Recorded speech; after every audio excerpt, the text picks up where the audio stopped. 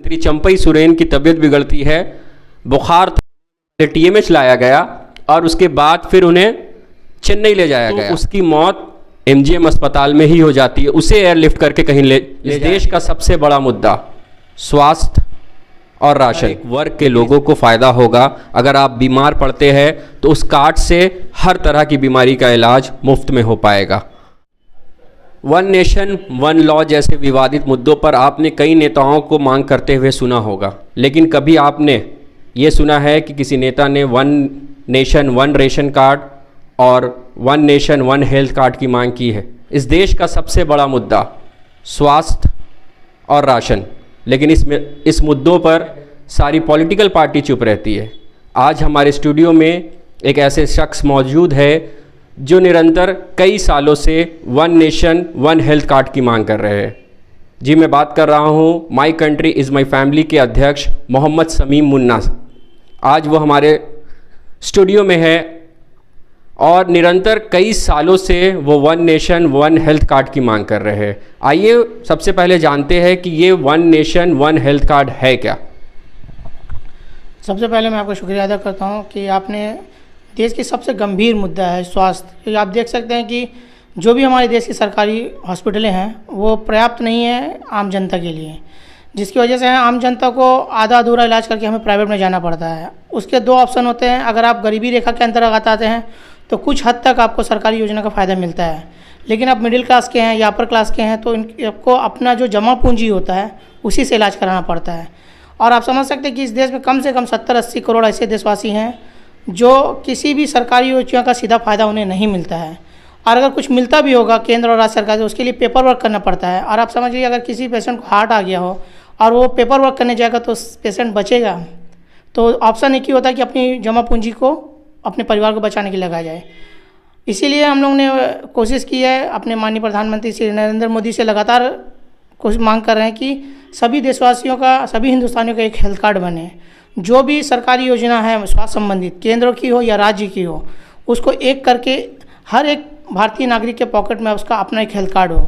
अगर किसी वजह से वो गंभीर बीमारी से जूझ रहा हो और उसके पास पैसे नहीं हो तो ऐसी परिस्थिति में वो क्या करेगा। आप देखते हैं कि मंत्रियों के पास जाना पड़ता है, अपने उपायुक्त के पास जाना पड़ता है, लेकिन टाइम लग जाता है।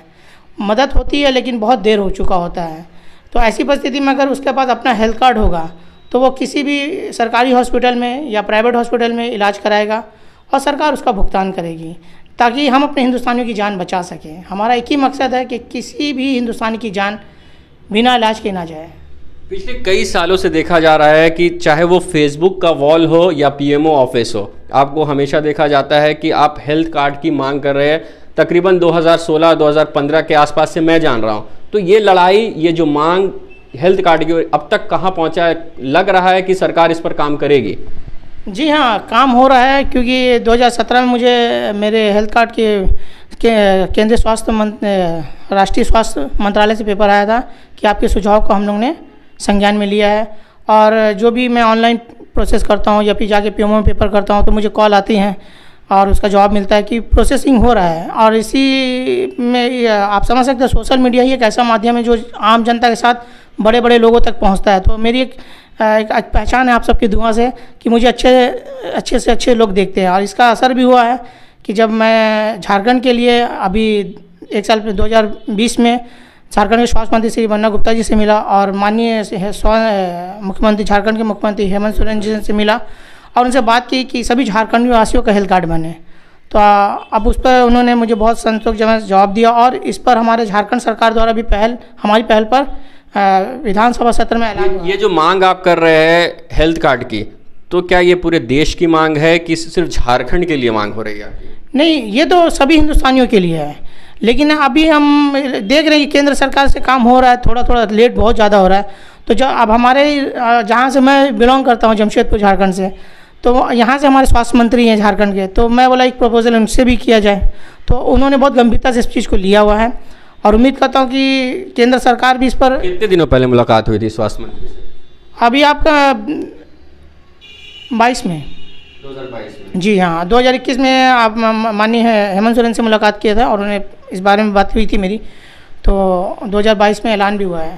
थोड़ा बहुत जो मुझे समझ में आ रहा है, आप जिस हेल्थ कार्ड की बात कर रहे हो उसी प्रकार का एक कार्ड बना था आयुष्मान कार्ड। तो ये आयुष्मान कार्ड और हेल्थ कार्ड में क्या डिफरेंस है? देखिए, आपको इस बात की भी जानकारी हो कि हम लोग ही ने मांग की थी देश के प्रधानमंत्री कि लोग मर रहे हैं, गरीब लोगों के पास इलाज के पैसे नहीं है, कम से कम 1 रुपये में हेल्थ इंश्योरेंस दिया जाए। तो उस पर अच्छा से पेपर वर्क किया गया था। तो धीरे 2 साल बाद आयुष्मान भारत आया। तो आयुष्मान भारत में सिर्फ 50 करोड़ देशवासियों के लिए है और उसमें सभी इलाज नहीं होता है।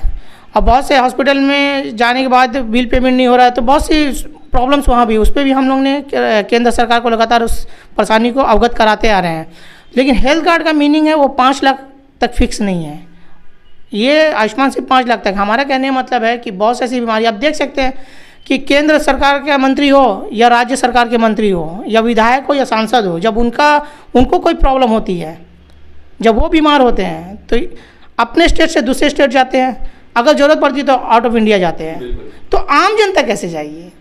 विधायक काफ़ी गंभीर मुद्दे इन्होंने बात की कि जब सरकारी कर्मचारी या सरकार के जो चुने हुए सांसद है या विधायक है या मंत्री की तबीयत खराब होती है तो वो प्रदेश से बाहर इलाज कराने के लिए जाते हैं।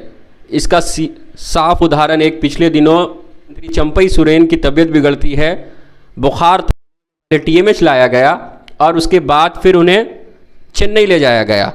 वहीं एक गरीब परिवार जब सड़क दुर्घटना में घायल होता है या गंभीर बीमारी उन्हें होती है तो उसकी मौत MGM अस्पताल में ही हो जाती है, उसे एयरलिफ्ट करके कहीं ले जाया नहीं जाता। इस पर क्या कहेंगे? जी हाँ, यही तो मेन मुद्दा है। मेरी मांग यही चीज़ है कि जब आप प्रतिनिधि हो हमारे, आपने कसम खाई है संविधान की कि मैं जनता का सेवक हूँ, तो हम मालिक हैं, आम जनता मालिक होती है। तो आम जनता मालिक के लिए आप सरकारी हॉस्पिटल रखते हो, लेकिन आप खुद वहाँ अपना इलाज नहीं कराते हो। तो इससे साफ पता चलता है कि आपकी सोच क्या है आम जनता के प्रति। मैं किसी ब्लेम नहीं लगा रहा हूँ ये, लेकिन सच्चाई है। क्योंकि आज आप मंत्री हो, कल कोई और होगा, परसों कोई, लेकिन परिवार तो सबका है ना, खानदान तो सबके हैं, देशवासी तो सबका है। तो हमें एक देशवासी के लिए सोच रहे हैं, हम किसी विशेष वर्ग के लिए नहीं सोच रहे हैं। हम हर एक देशवासी की जान की सुरक्षा चाहते हैं। क्योंकि हमने देखिए लगातार सोशल मीडिया से मुझे मतलब आप कह सकते हैं चेन्नई से लेकर के हैदराबाद से लेकर के मतलब शहर के कोने कोने से इलाज में जब प्रॉब्लम होता है तो मुझे कॉल करते हैं लोग, मुझसे सपोर्ट मांगते हैं। तो आप देखते होंगे मैं फेसबुक के माध्यम से चंदा भी कराता हूँ, मैं फेसबुक के माध्यम से उन लोगों को बताता हूँ, गाइड करता हूँ कहाँ जाना है, किससे मिलना है, वहाँ आपका प्रॉब्लम सॉल्व हो जाए। अभी एक बच्ची का आपका केस दे रहा हूँ कि वो बच्ची का मैटर आया मेरे पास, वो 1 महीना से रिम्स में थी। तमन्ना परवीन नाम है, फेसबुक में उनके लिए मैं चंदा कर रहा हूँ, अभी तक 13,000 रुपये चंदा हुआ है। तो वो 1 महीने से रिम्स में थी, उनका इलाज नहीं हुआ। तो रिम्स वाले डॉक्टर ने कहा इसे एम्स ले जाना है। जब उसके परिवार एम्स ले जाने की एम्बुलेंस की बात करने के बाहर तो 45,000 बोला। उसके परिवार रांची से जमशेदपुर उस बच्ची को लिया है। उसके लिए मैंने ट्वीट भी किया। अब एक चीज़ ट्वीट का भी देखिए, खैर अगर कोई मंत्री MLA MP कर दे तो ट्वीट का संज्ञान में लिया जाता है, लेकिन आम जनता ट्वीट करता तो कोई संज्ञान नहीं लेता है। तो ये सब चीज़ पर हमें ध्यान देना होगा, इसीलिए हेल्थ कार्ड मांग रहे हैं हम। हेल्थ कार्ड को साफ लफ्जों में बताया, क्या कोई ब्लूप्रिंट, क्योंकि कई सालों से आप हेल्थ कार्ड की मांग कर रहे हैं, तो कोई ब्लूप्रिंट है, किस तरह के इलाज उसमें होंगे, कितने पैसे तक छूट दिया जाए? क्योंकि आयुष्मान कार्ड में एक लिमिट है और आयुष्मान कार्ड में एक और जो मामला सामने दिख रहा है कि बहुत सारे अस्पताल जो पहले आयुष्मान कार्ड में इलाज करते थे अब आयुष्मान कार्ड से इलाज बंद कर दिए क्योंकि पैसा बकाया है। तो हेल्थ कार्ड बने फिर यही हो, क्या फ़ायदा होगा इससे? नहीं तो हेल्थ कार्ड में हमको गारंटी चाहिए। ये हेल्थ कार्ड है क्या? मतलब कहने मतलब है कि आप हमारा जैसे ID कार्ड होता है ना, हमारा आधार कार्ड, तो हम जब मिनिस्ट्री ऑफ डिफेंस ओमान में थे तो हमें एक कार्ड दिया गया था, मेरा ID कार्ड। तो हमको जब बीमारी होते थे वहाँ तो हमने कहीं भी हम इसको ले जाते तो हमको वहाँ कोई सवाल नहीं पूछता था। अगर हमको बड़े से बड़े अस्पताल में हम उनको कार्ड दिखाते थे या हमारे लेवल बोलते जाइए वहाँ जाइए, आप वहाँ अपना सब कुछ कराइए मेडिकल, तो हमसे कोई सवाल नहीं पूछता था। हमारे ऑन द स्पॉट हमारे जमशेदपुर के एक भाई अचानक उसको हार्ट आ गया, हमारे सामने बैठे हुए थे, तो हम लोग परेशान हो गए, हम लोग को नहीं समझ में आया, लेकिन उनको हॉस्पिटल ले गया, हॉस्पिटल सीधा उसको प्राइवेट में भेज दिए और प्राइवेट में वहाँ कुछ नहीं मांगा गया, वो जो हमारा ID था वही यूज़ किया और उनका हार्ट का ऑपरेशन हुआ। तो हम चाहते हैं कि उसी तरह सुविधा हमें भी मिले। मतलब एक ऐसे कार्ड की मांग कर रहे हैं जो कार्ड से हर तरह की बीमारी का इलाज हो सके और बड़े से बड़े अस्पताल में भी हो सके। यही है ना? हाँ, क्योंकि अगर और जैसे कि आप देख रहे हैं कि भारत सरकार द्वारा भी एक हेल्थ कार्ड इशू किया गया है जिसमें सिर्फ अभी डाटा एंट्री हो रही है। जैसे कि आप कौन सी बीमारी से जूझ रहे हैं तो उसमें डाटा, मुझे उम्मीद है कि यही जो हमारा जो हेल्थ कार्ड सरकार जो चला रही है वही यूनिक हेल्थ कार्ड जो सरकार लॉन्च कर चुकी है ऑलरेडी, और उस पर सब कोई आधार कार्ड के से लिंक करके अपना हेल्थ यूनिक कार्ड बना सकते हैं। मैं आपको कार्ड दिखा देता हूँ ताकि समाज में एक अच्छा मैसेज चल जाए। शमीम भाई, एक और है, स्वास्थ्य से रिलेटेड बहुत सारी योजनाएं, चाहे वो मुख्यमंत्री गंभीर बीमारी योजना है, बहुत सारी योजनाएं चलाई जाती है गरीब लोगों के लिए, आम लोगों के लिए, लेकिन जानकारी के अभाव के कम होने के कारण लोग इसका फ़ायदा नहीं उठा पाते हैं। तो आपकी संस्था क्या इस पे भी काम करती है, लोगों को अवेयर करने के लिए, लोगों को जो सरकारी योजना है उन तक पहुंचाने के लिए? जी हाँ, हम लोग का आप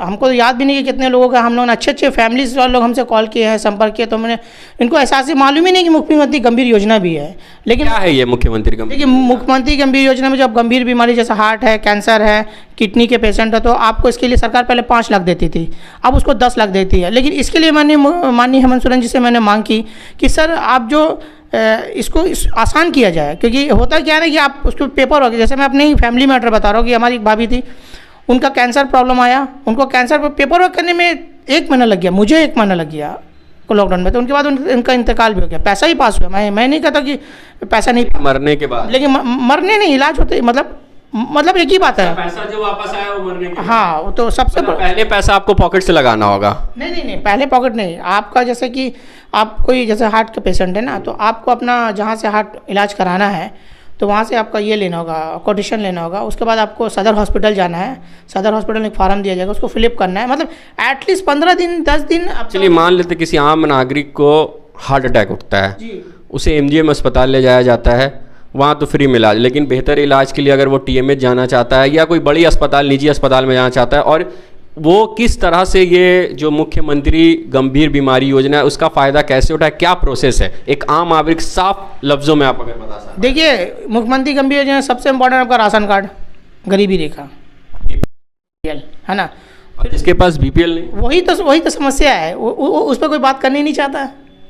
ये बात मैं बार बार समझा रहा हूँ, कोई समझने ही नहीं चाहता है कि जो जिम्मेदार है उनको मैटर नहीं है ना, उनको एमजीएम में या सरकारी हॉस्पिटल में उनको उसी नेतागिरी करना है कि भाई हालत ख़राब है, बुरा है।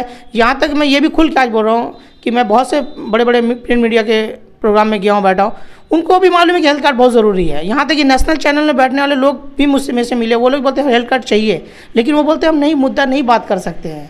क्यों नहीं बात कर सकते? नहीं, उनको क्यों, वो बोले हम हमारी जो बड़ी बड़ी चैनलें हैं वो इस पर बात नहीं कर सकती हैं।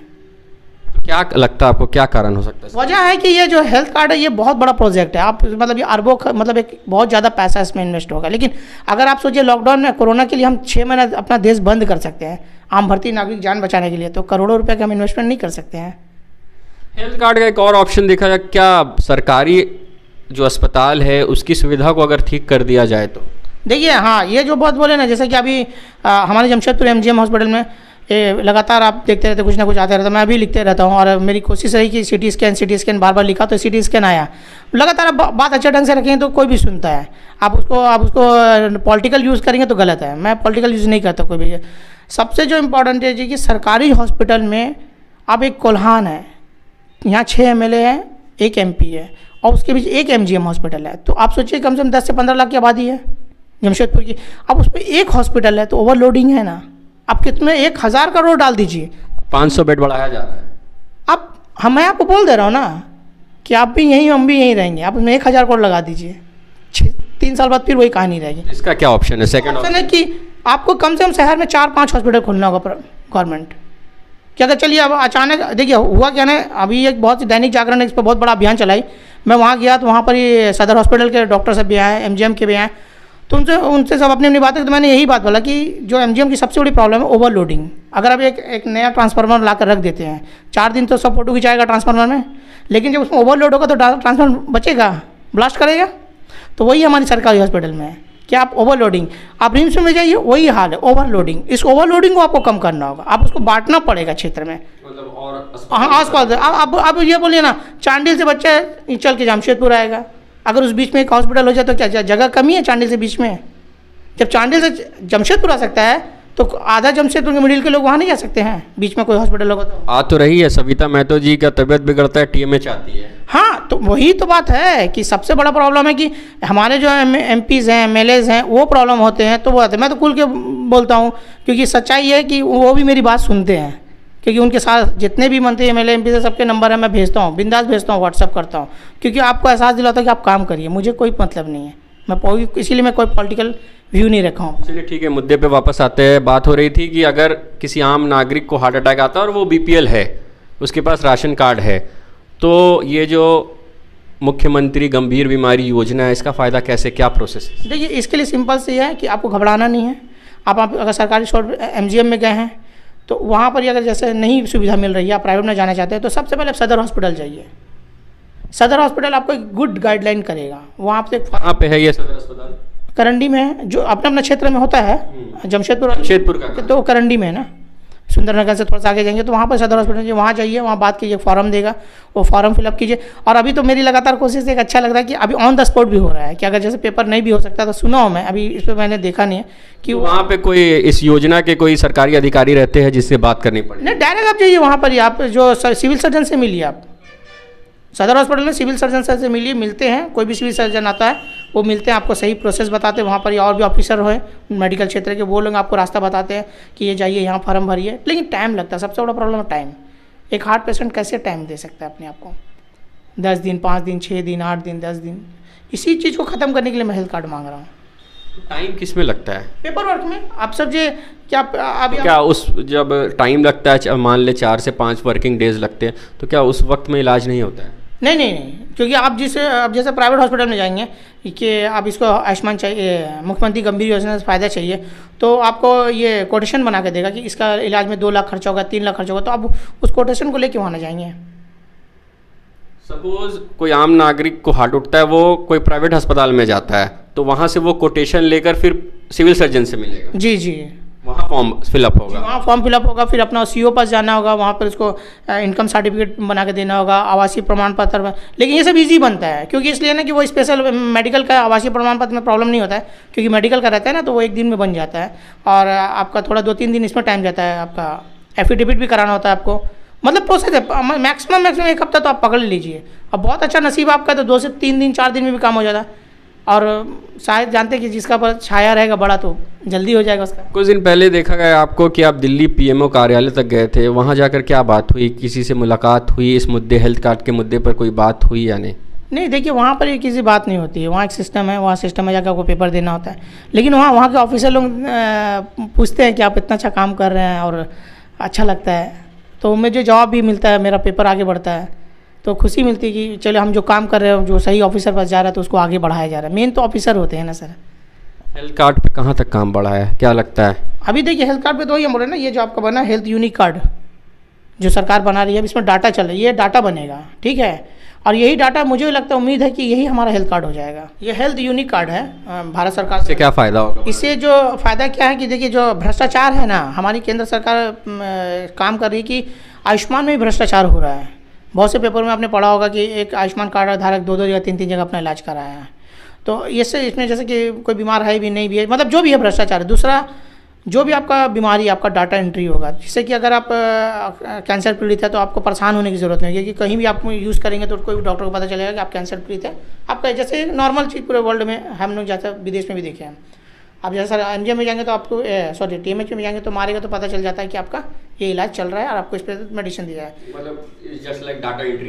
हाँ, इसमें डाटा एंट्री हो रहा है। और इसमें जितने भी आयुष्मान भारत, तो ये क्या सबके लिए? हाँ, ये प्रत्येक इंडियन के लिए। इसमें आपको कुछ नहीं करना है, कैसे बनेगा? ऑनलाइन जाना है, हेल्थ यूनिक कार्ड मारना है, उसमें जाके अपना आधार कार्ड से लिंक कर देना है, फिर ये आप कार्ड। फिलहाल इससे कोई फायदा नहीं है? इसके फायदा नहीं है, लेकिन भविष्य में अचानक केंद्र सरकार आज की बहुत ज़बरदस्त है कि अचानक कुछ भी बड़ा डिसीजन लेती है। जब कल के बोलेगी कि आपका यही हेल्थ यूनिक कार्ड है, या फिर हम इसको जिसका इसके पास है इसको हम 10 लाख का इलाज का दे रहे हैं, तो उस टाइम आप परेशान हो जाइएगा।